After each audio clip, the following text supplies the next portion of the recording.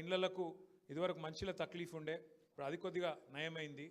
20,000 లీటర్ల వరకు ఉచితంగా మంచినీళ్ళు ఇస్తున్నాడు. ప్రాపర్టీ ట్యాక్స్ మొత్తం 100 రూపీస్ చేసేసిండు. ఇదివరకు గట్టేది ఉంటే అది కూడా తీసేసిండు. బతుకమ్మకు ఒక చీర పెడుతుండు. ముసలోళ్ళు ఉంటే 200 రూపాయలు పెన్షన్ ఉన్నదాన్ని 2,000 చేసిండు. ఆడపిల్ల ప్రసూతికి పోతే 12,000 రూపాయలు, మగపిల్లగాడు పుడితే 13,000 రూపాయలు, ఆడపిల్ల పుడితే కేసీఆర్ కిట్ ఇస్తుండు. అట్లా అన్ని రకాలుగా చూసుకుంటుండు కేసీఆర్ గారు అని చెప్పి, లగ్గమైతే 1,116 రూపాయలు కళ్యాణ్ లక్ష్మి షాదీ ముబారక్ పేరు మీద ఈ రకంగా పేదవాళ్ళను కడుపులో పెట్టుకొని చూసుకుంటున్నాడు కేసీఆర్ గారు అని చెప్పి ఒక మంచి ఆలోచనతో. అట్లాగే హైదరాబాదులో మీకు తెలుసు నాకంటే బాగా, గత 10 ఏళ్లలో ఏ రకంగా మనం అభివృద్ధిని కూడా ముందుకు తీసుకొని పోయినామో మీకు తెలుసు. మీకు దానికి సాక్ష్యం మీకు షేక్పేటలో అయితే మీ ఎదురుగానే అంత పెద్ద ఫ్లైఓవర్ వచ్చింది. షేక్పేట ఫ్లైఓవర్ ఒకప్పుడు నుంచి ఎప్పటి నుంచో అడుగుతున్నారు మీరు. మళ్ళా కేసీఆర్ గారి పరిపాలనలోనే ఆ పని కూడా అయింది. పక్కకు మల్కం చెరువు అయింది. ఒకటిగా అది చెప్పుకుంటూ పోతే చాలా పనులు చేసినాం, మీ అందరికి తెలుసు. సుస్థి చేస్తే బస్తీ దవాఖానలు పెట్టినాం. 5 రూపాయల మంచి భోజనం, 5 రూపాయలకి మంచి భోజనం, మరి నాణ్యమైన భోజనం పెట్టుకున్నాం. ఇంకోటి ఒక బతుకమ్మ చీరలే కాదు, ముస్లింలు ఉంటే రంజాన్ తోఫా, క్రిస్టియన్ ఉంటే క్రిస్మస్ కానుక, ఇట్లా కులాలు మతాలను లేకుండా అందరినీ కడుపులో పెట్టుకొని పేదవాళ్ళను మంచిగా చూసుకున్నాడు కేసీఆర్ గారు. అందుకే మీరందరూ కూడా జిహెచ్ఎంసీ ఎలక్షన్ వస్తే గెలిపించారు. అట్లాగే హైదరాబాద్లో ఏ ఎలక్షన్ వచ్చినా గత 2014 నుంచి ఇప్పటిదాకా ఓట్లు వేసుకుంటూ గెలిపించుకుంటూ వచ్చినారు. సరే, మనమేమో ఇక్కడ హైదరాబాద్లో ఒక సైడ్లో ఒక తిరిగి ఓటేసినాం. ఊర్లలో కొంతమంది మోసపోయినరు. మీకు ఇది ఇస్తాం అది ఇస్తాం అని చెప్పి అరిచేతుల స్వర్గం చూపెడితే ఆయనతో మోసపోయినరు, ఓట్లు వేసినరు. వీళ్ళందరికంటే ఎక్కువ బాధపడుతున్నది ఊర్లలో ఉండే మా రైతు బిడ్డలు, రైతు కుటుంబ సభ్యులే బాధపడుతూ ఉన్నారు. వాళ్ళు అంటుర్రు, వాళ్ళు చెప్తున్నారు మాకు ఫోన్లు చేసుకుంటా, అన్నా మేము కూడా జుబ్లీహిల్స్కి వస్తాం, మేము కూడా ప్రచారం చేస్తాం, మేము మోసపోయినాం, మా తిరిగి మీరు కూడా మోసపోవద్దు అని చెప్తామని చెప్పి వాళ్ళు కూడా అంటూ ఉన్నారు. దయచేసి ఇక్కడికి వచ్చిన మా ఆడబిడ్డలకు నేను చేసే విజ్ఞప్తి ఒకటే, ఎలక్షన్లు వస్తాయి పోతాయి, నాయకులు అల్టిమేట్గా మనం చూడాల్సింది ఏంటంటే నాయకుడు పార్టీ యొక్క లక్షణం చూడాలి, వాళ్ళ నీతి కూడా చూడాలి.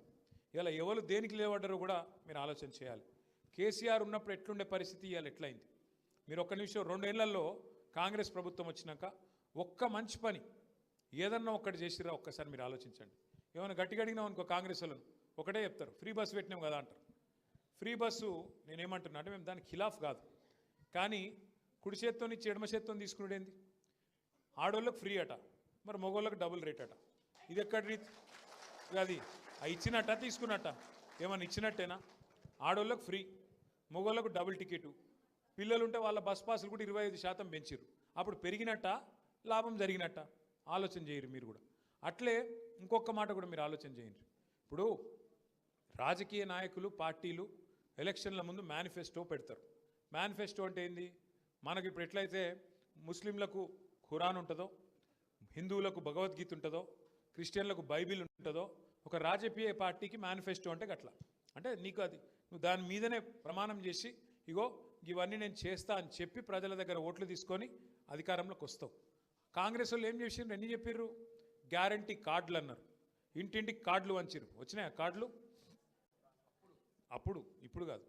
గ్యారంటీ కార్డులు అని చెప్పి ఇచ్చిర్రు. యాదుకుందా? అత్తకు 4,000 పెన్షన్, కోడలకు 2,500 పెన్షన్. అప్పుడు చెప్పిర్రు, యాదుకుందా లేదా మర్చిపోయారా? గ్యాస్ బండ ఫ్రీ, కరెంటు ఫ్రీ. మీ దగ్గర కాంగ్రెస్ కూడా దిక్కులేడా? సరే, మనకాడ చెప్పినట్లేరు, బయట మస్తుగా నరికింది.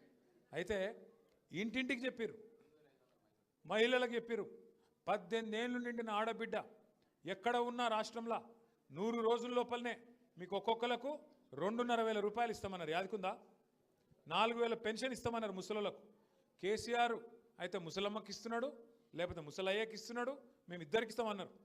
ఇట్లా వాళ్ళ నోరికి మొక్కాలి. ఎన్ని మాటలు చెప్పిర్రంటే చెప్పవశం కాదు, అన్ని మాటలు చెప్పిండ్రు.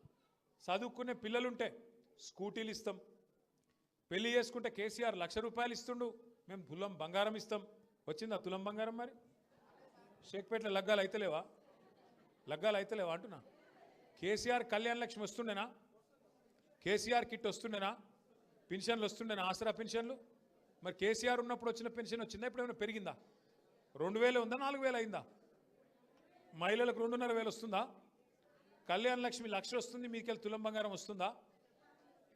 ఏది లేదు. 2 ఏళ్లల్లో ఏం చేసినవా రేవంత్ రెడ్డి అంటే, ఒక ఇటుక పెట్టినవా, ఒక రోడ్డు కట్టినవా, ఒక మోరీ పోసినవా, ఏం చేసినావు, ఒక కొత్త పునాది వేసినావా అంటే ఏం లేదు. తెల్లారు లేవాలి, ఎక్కడైనా గిట్లనే కెమెరాలు పిలుచుకోవాలి, మైక్ పట్టుకోవాలి, కేసీఆర్ను తిట్టాలి. ఇది తప్ప 2 ఏళ్లలో ఏం చేసిండు అంటే మన్ను కూడా చేయలేదు. హైదరాబాదులో ముఖ్యంగా ఒక్క ఇల్లు కూడా మంజూరు చేయలేదు. కొత్తగా 2 ఏళ్ళు అయింది ఒక్క ఇల్లు. మరి ఇక 2 ఏళ్ళు అయ్యేపాయి అంటే 40% అయిపోయింది నీ టైం, ఇంకెప్పుడు ఇస్తావు మరి? అందుకే వీళ్ళకు బుద్ధి చెప్పాలంటే, కాంగ్రెస్ వాళ్ళకు జలకియాలంటే, కాంగ్రెస్ వాళ్ళకు చిన్నగా షాక్ ఇస్తేనే వాళ్ళు తొవ్వకొస్తారు, లేకపోతే వాళ్ళు రారు.